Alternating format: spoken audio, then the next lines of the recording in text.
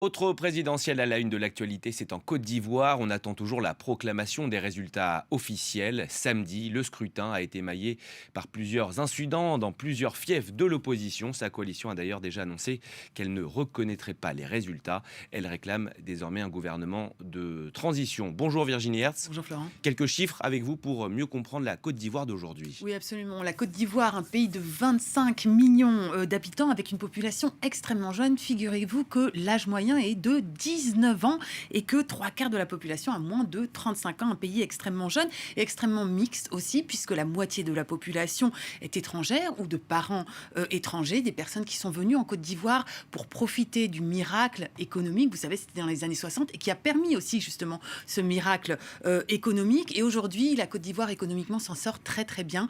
8% de croissance. Alors c'était avant évidemment le Covid, mais c'est un des moteurs économiques de la région. Une économie tirée notamment par le cacao. Vous savez que la Côte d'Ivoire est le premier producteur au monde de cacao, mais une dynamique économique aussi tirée par le secteur du BTP ou encore de l'énergie.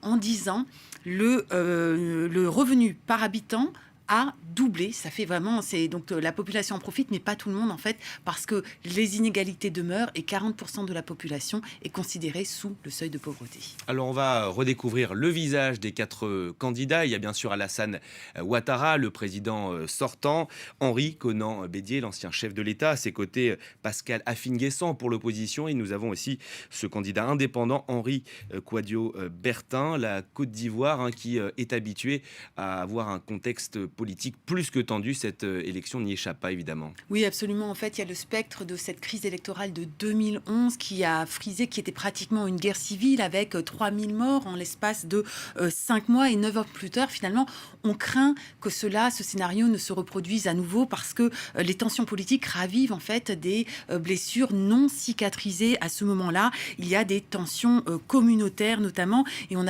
a peur que ces élections finalement fassent exploser le vivre ensemble. L'envoyé spécial du Monde parlait du poison des tensions identitaires qui n'avaient jamais été dissous, qui est toujours encore latent. Et effectivement, le risque, c'est que la situation dégénère. Le pouvoir en place met en garde contre toute tentative de déstabilisation et l'opposition, elle, ne veut pas reconnaître pour le moment cette nouvelle présidentielle et appelle à une transition. En ce qui concerne les résultats, c'est donc pour ce soir, demain, Ou demain, au plus tard. au plus tard. Merci beaucoup Virginie pour votre analyse.